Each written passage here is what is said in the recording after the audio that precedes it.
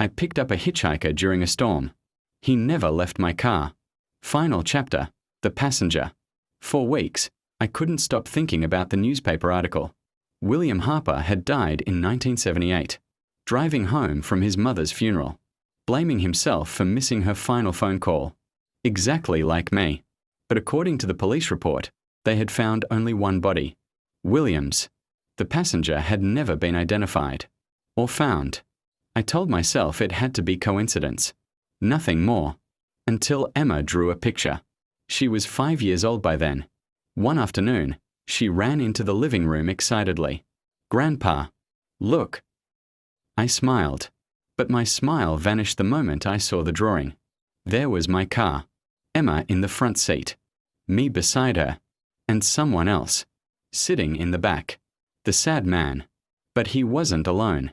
There was another figure sitting beside him. A woman, an elderly woman, and both of them were smiling. "Who's she?"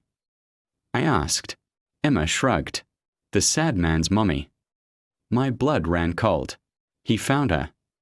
That night, I returned to the newspaper archives. I searched for William Harper's mother.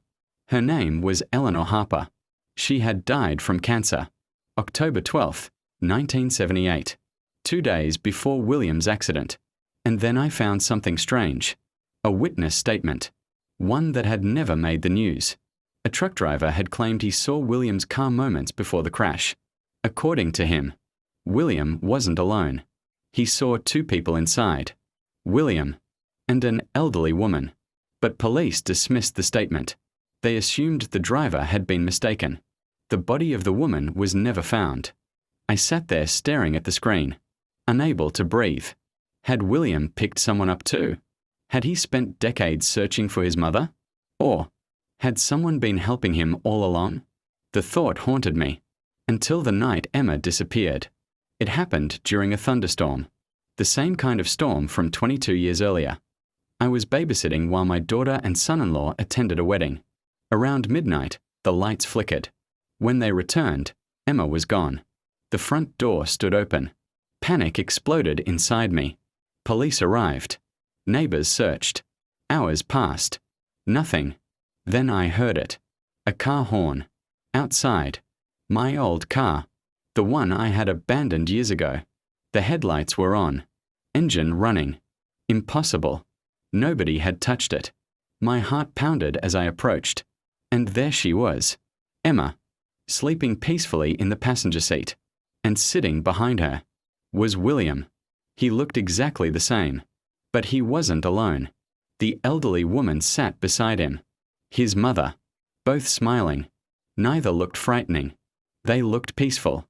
William nodded toward Emma, as though returning something precious. Then he looked at me. And for the first time, he spoke more than a few words. "We only borrow each other." Tears filled my eyes. "What are you?" William smiled. "Someone who needed a ride." Then he looked at his mother.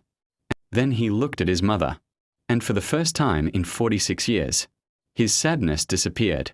He finally looked happy. The rain stopped. Sunlight broke through the clouds. And both of them slowly faded. Together. Gone. Forever. Or so I thought. Years later, I lay in a hospital bed. 86 years old. Weak. Tired. The doctors had already spoken to my family. I knew my time was close. One evening, as the sun set outside my window, I heard a familiar voice. Soft. Gentle. Ready. I opened my eyes. William sat beside the bed. Smiling. No sadness. No loneliness. Just peace. Behind him stood my mother, my wife, and people I had lost over the years. Waiting. Not as ghosts. Not as monsters. But as family. I smiled through tears. You came back. William chuckled softly. I told you. I'm a passenger. He stood and extended his hand. I took it. And together, we walked out of the room. The next morning, the nurses found me, gone peacefully in my sleep, with a smile on my face. But that's not the strangest part. My grandson attended the funeral. As everyone was leaving, his 7-year-old son tugged on his sleeve. Daddy. Yes. The nice man says Grandpa made it home. My son froze. What nice man? The boy pointed toward the parking lot, where an old man in a dark coat stood beside a car, smiling, waiting, and for just a second, before disappearing into the morning sunlight.